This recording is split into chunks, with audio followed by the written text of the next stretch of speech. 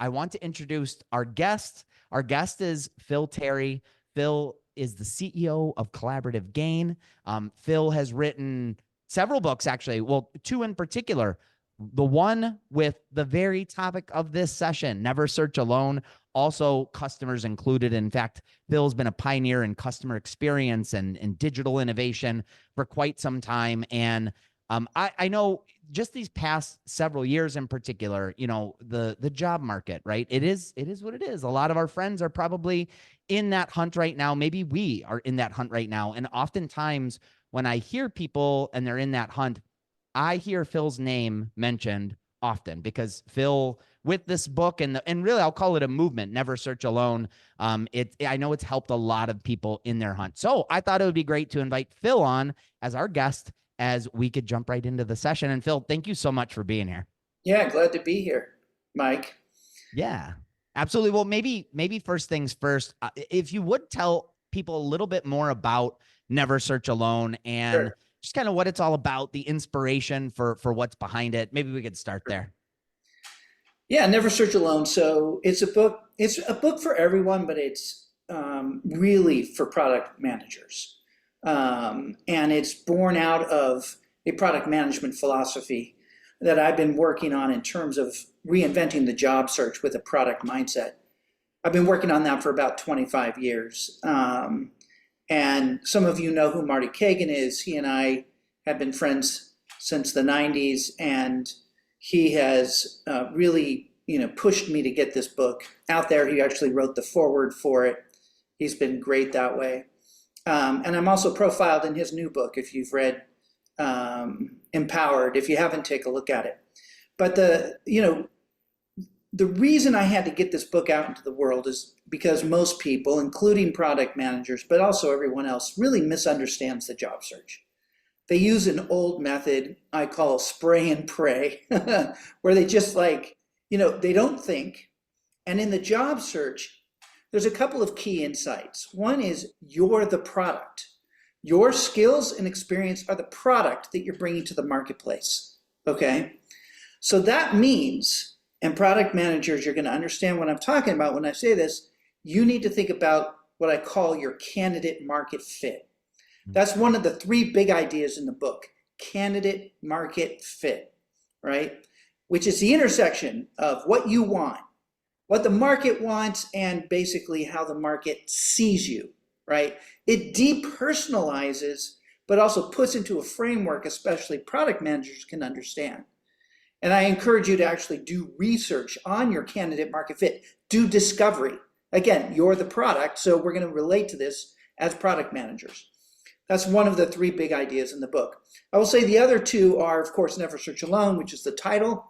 Instead, form a job search council, which is a mutual support group of other job seekers, right, that come together to support each other and walk through the method of Never Search Alone. One of the key insights in the book, in addition to you're the product, is every person, no matter how smart or qualified, and I'm talking about public company CEOs. So I've been in the product world since the 90s, and I created the first product council in 2003, right? And Marty helped me with that, and he and I have been working together as friends and supporting each other along the way. So I have worked with a number of chief product officers who've gone on to become CEOs of public companies. These are prominent people. When they're in the next search, no matter how smart or qualified, they are insecure and anxious as well. Everybody feels the anxiety, okay? Doesn't matter how good you are, you still feel it. And you can't do it alone, because if you do it alone, it amplifies the anxiety and undermines your confidence and undermines, frankly, your ability to make good decisions in terms of the next job that you take. So one big idea, candidate market fit. Second big idea, Never Search Alone, form a job search council. And the third big idea is what I call collaborative interviewing and negotiation, and the four legs of the negotiation stool, which we'll talk about more. But basically, see, the key idea that underlies everything that I talk about is that you have to take responsibility for your career. If you're in a job, it's not your boss's responsibility. Now, if you have a good boss They're actually going to help shape your career. But not everybody has that, and you can't rely on it. And even if you have a good boss, you still have to take responsibility for yourself and your career. And when you're in the job search, the same way. That means when you're interviewing, you have to write your own version of the job description. I call it a job mission with OKRs. And there's 3 reasons I ask you to do that. Number 1, it will help clarify the role for you and what questions you have, okay? Which will give you great interview questions, will help you show up well in the interviews, okay? Number 2, I want you to create a draft eventually after several interviews and present it to the hiring manager. I want you to do that because 1, it will blow them away, okay? It will. It's happened time and again. I have a bunch of case studies in the book and a bunch of stuff on my website, which is phyl.org, phyl.org. I'll put it in the chat. That's sort of the only thing you need to know. And you can sign up for a job search council there. You can get all these tools and videos. Job search councils are all free, by the way. It's a volunteer-driven community, and we have launched more than 2,600 of them since the book came out a year and a half ago. We have more than 10,000, and they're mostly product managers, but not all, not exclusively. Okay. When you present that job mission with OKRs to the hiring manager, it will blow them away. It will create a context for you to have a conversation about the role and whether you're understanding it correctly. It will increase the odds of getting a job offer. And then when you get the offer, it will allow you to collaboratively negotiate what I call all 4 legs of the negotiation stool. Now, I will tell you that of all the people who've gone through the Never Search Alone method, which is about 12,000 at this point, half of them, 50%, do not follow this advice. Do not create a job mission with OKRs. Do not bring it up to the hiring manager. Do not collaboratively negotiate. Why? They think that they're actually going to hurt their chances, when in fact it's the other way around. People, when they're in an interview process, they feel nervous to say anything at all. And what I'm not talking about is this is not hardball negotiations. This is collaborative. They're going to see you as putting yourself on the side of the company. It will really delight them. And then when you talk during the negotiations about things like budget and resources and support, the 4 legs are budget, resources, support, and comp. You might only negotiate comp, but the other 3 are even more important because I want you to be set up to succeed in that next job. Because if you're set up to succeed, if you have what you need to succeed, and the job is really, put together well, then you're going to be able to get all kinds of comp down the road as well as new promotions. All right. So Mike, those are the 3 big ideas. Candidate market fit, you're the product in the job search. Number 2, job search council, you cannot do this alone, it will undermine you. And then number 3, collaborative interviewing and negotiating. This is all great. I'm taking feverish notes because I want to be sure to share the notes with everybody else. So we're already learning a lot here. And let me zoom in on the job search councils in particular, because I know it's a big part of the whole concept. Can you share a little bit more about like what those look like and why they've been so beneficial? Because again, people I've talked to, like that's what they've raved about in particular. They've raved about it. What it can say, what have they said? Do you have any? Well, from what I have heard, it's just like, like having other people that you are, well, first of all, first not feeling like you're alone in the process. Like that alone has helped a lot of people I know. And then just, we're all smart people, or at least, theoretically speaking. But sometimes hearing perspectives that are outside of our own just helps us getting to think about things differently. It's like when we're in the company of others, we're not even asking those people like, hey, what should I do? It's just like the questions other people are asking. It helps us think about the answers ourselves. So that's how I would summarize it from like being on the outside, but I don't know if that rings true with you or what else you might say. Yeah. Well, first of all, I'm so happy that you're hearing such good things, Mike. The entire marketing strategy for the book and the community we've built, the volunteer-driven free community, is what any good product marketing strategy should be, which is we let the good product speak for itself and generate word of mouth, right? So it's all word of mouth. And so I'm so glad that word of mouth has reached you. That's the point. So listen, we are a social species.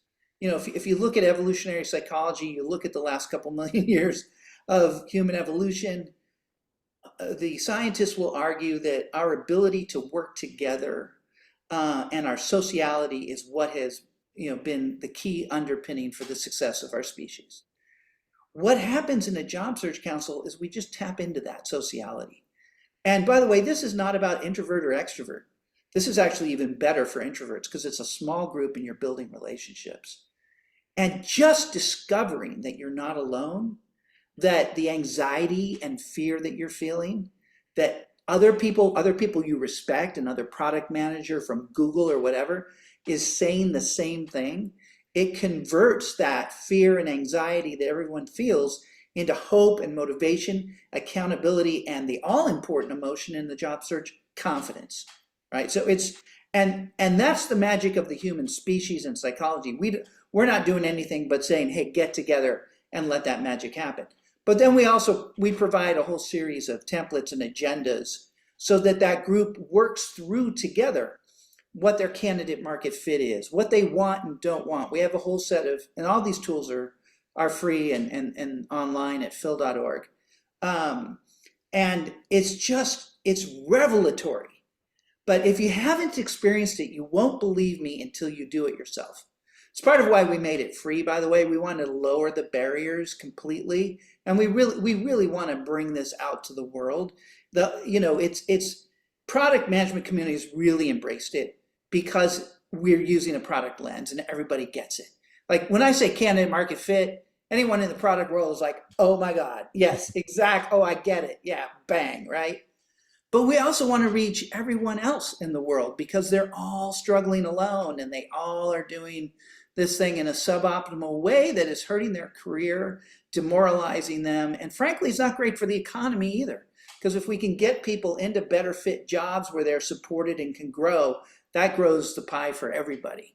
And that's what we're hoping to achieve here is to really improve the job search experience. So, I'll just say again, you can go to phyl.org and apply. It's free. My volunteer team will connect you with other job seekers, give you free training, live training and orientation, workbooks, tools, and then a free Slack community. So that you don't have to do all that. You can read the book and do it on your own if you want to. That's perfectly fine. Or Mike, you can decide to set them up within the product collective that you run and just have them, they can register as independent groups with us and tap into everything else. Sure. Or they can run it on their own, right? All of that's fine. The point is that it's remarkable if you just put people into a small group who are peers in more or less same level of experience. And they don't even all have to be product managers, by the way. It actually can be valuable if you got a marketer in there or an engineer, because you get to see their perspective and they can help you with the interviews that you do with engineers and marketers when you're interviewing for your product role. So does that answer your question? Yeah, absolutely. Yeah, and I encourage everybody to certainly check out the book, but also check out the job councils and I'm a big believer in being able to put yourself around others that might be in similar situations. It'll help everybody. So I encourage everybody to do that for sure. And again, the whole concept sort of about tapping into the collective wisdom. Are there any sort of personal stories, whether it's from your past or stories you've seen come out of the community that might help sort of paint the picture for everybody? Yeah. So of course I tell a ton of stories in the book, right? But what I can tell you is that, a number of people have said to me, wow, without my job search council, I would have taken that rebound job that was a bad job that I didn't want. We early on, we had so just so everyone knows, before I published the book, first of all, I worked on it for about 20 years on the methodology and 10 years on the writing, and then hundreds of interviews. But then I did, had about 200 people read and apply the book before I published it. So they set up their own job search council. They kind of went through the process and gave me tons of feedback. So I really related to it as a product development process, right? With constant iteration. And one of the early readers who found the book valuable and gave great feedback as well was a woman who had been a chief product officer in a startup, very early stage startup, not venture capital backed, bootstrapped. And she realized that she just wasn't getting the right training in product. Like she wasn't, she was the product leader and she was still very early in her career. So she formed a job search council and went through a process to decide to basically eventually take an IC role at one of the top companies in the Valley because that would be better for her long-term career. And it was better for her long-term career. But that's a difficult move to make, right? Because you feel like, oh, I'm taking a step down, and to have the support of her counsel, other product managers who really understood what she was doing and helped her get that right job, pass up other things that had better titles, but were not going to set herself up for her career as well. That made a big difference. Yeah.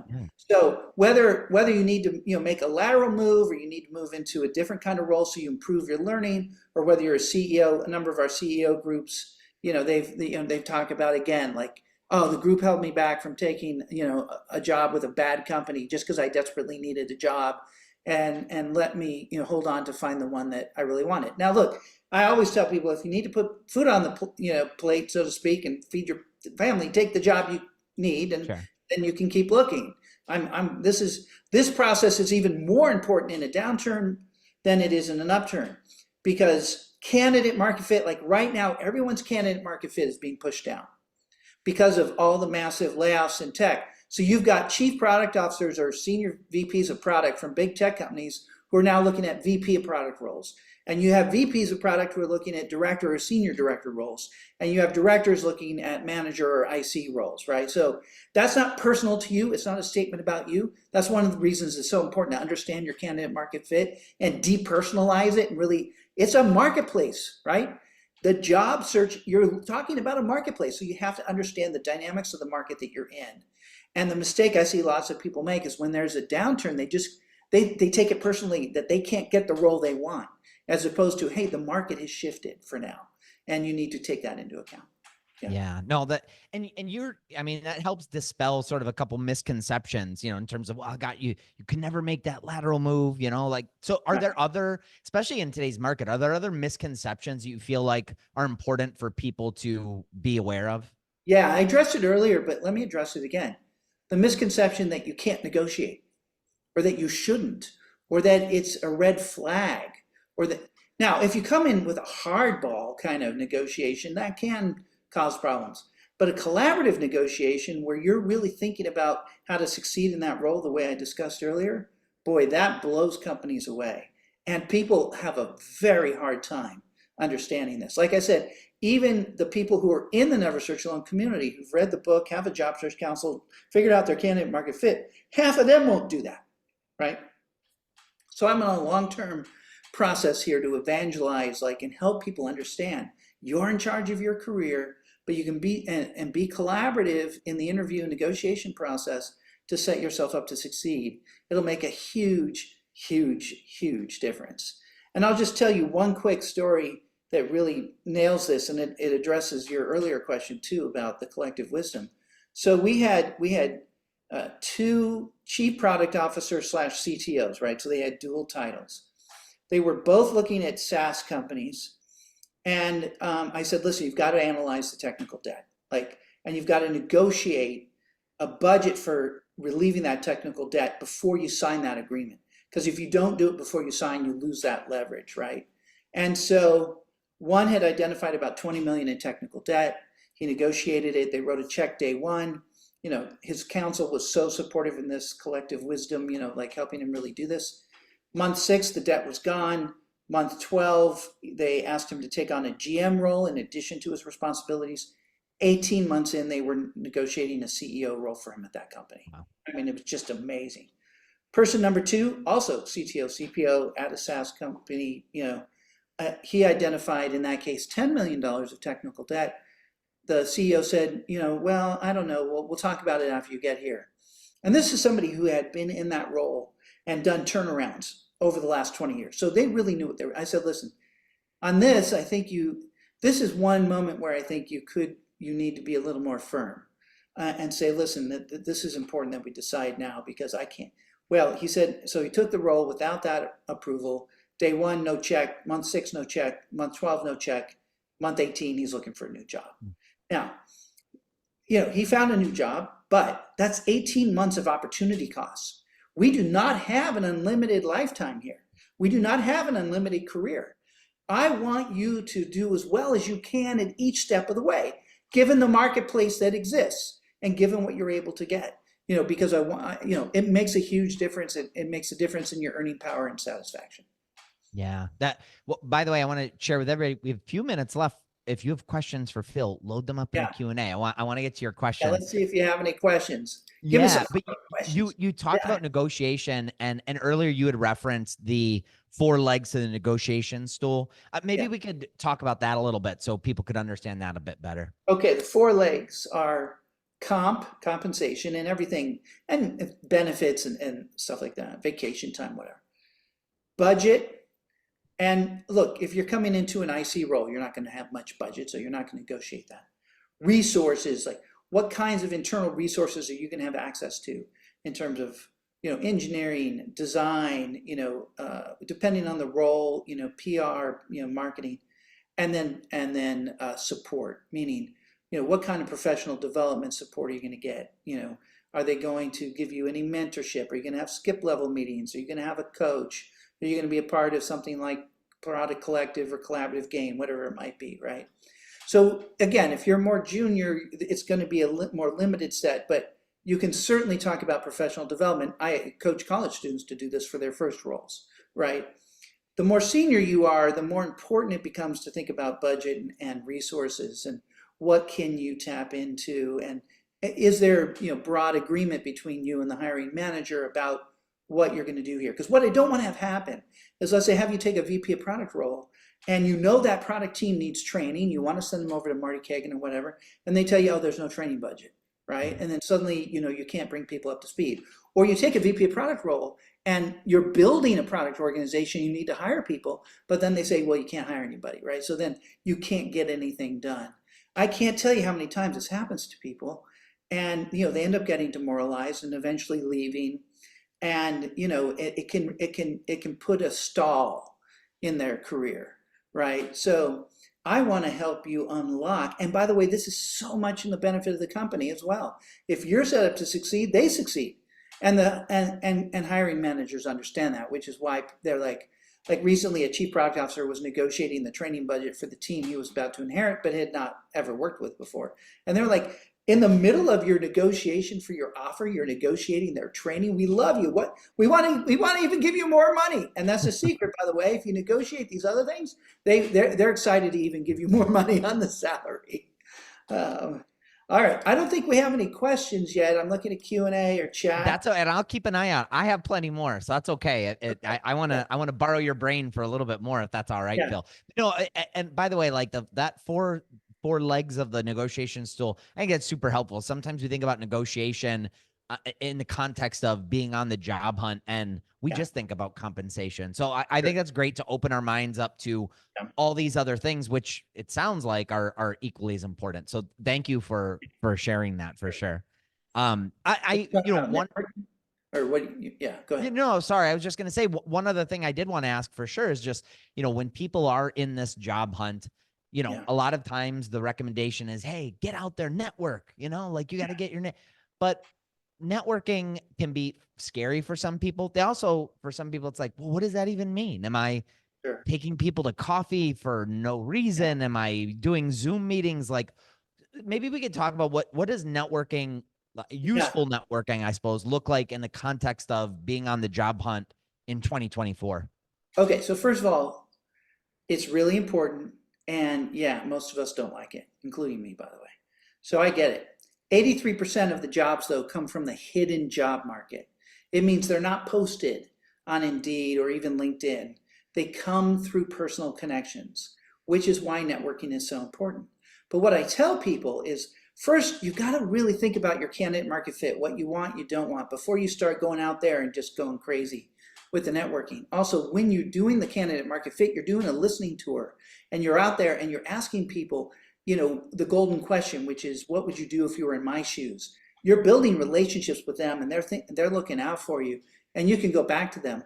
But once you're at the stage where you figured out your candidate market fit, then you've got to go network. And I find that people fall down on this because it's intimidating, it's annoying. Not everybody responds. Right now, people are overwhelmed. So I have a lot of strategies in the book that really talk about, how do you reach out to people? How do you ask them for help in a way that will encourage them to do it? And then, yeah, do it over Zoom, do it over coffee. Definitely go to things like the Product Collective conference. That's critical. You need to get out there. And what I find, and this is why the Job Search Council is so important too, Mike, is that people in the job search, they do a little bit of networking, it doesn't produce anything, they get demoralized and they stop. Right. Mhm. So you need that support group that says, keep going on out there, Mike. Do it again. I know, you got to keep going. You got to keep going. We're here for you. We'll help raise you back up and energize you so you can go back out there. It is hard. It is hard. And there are people who've been looking for a long time, let's say for a year. And look, most of the product people who are looking for a job today, it's the first time in their careers where they have to actively look for a job or they've not been recruited into a role. So people are like, oh my God, what am I doing? And how do I do this? And and some people, they've been looking for a year and then they get really demoralized. And I always say, you got to have that support group. You got to do everything, including network. I know we have a couple of questions here. Do we want to?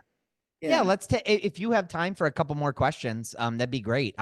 Maybe we could start the one I'm looking at one where it's talking about, hey, I like to make data-formed decisions and planning. What are some example KPIs that could be used, to measure candidate market fit? Yeah, if we're thinking about candidate market fit as a product person, how do we best think about that? Yeah.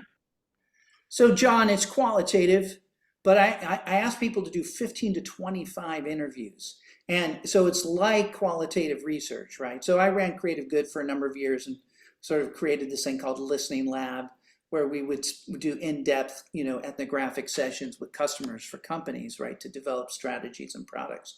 It's the same thing here, but you're the product, right? So the KPIs are, what are the consistent patterns, right? What are people telling you they see you as, relevant and geared for? And by the way, one of the people that I have you talk to is a recruiter. I ask you not to ask a recruiter for a job, but for advice, which recruiters, actually, the secret is they love doing it because they never get asked for advice. They get asked for, hey, get me this job, and then people are frustrated they can't get them that job. But I have a whole structure for how you do that recruiter interview, and we're building a recruiter network so people in the Never Search Alone community can request a recruiter interview. But that, John, is the way to do it. You're looking at the patterns like you're doing in qualitative research.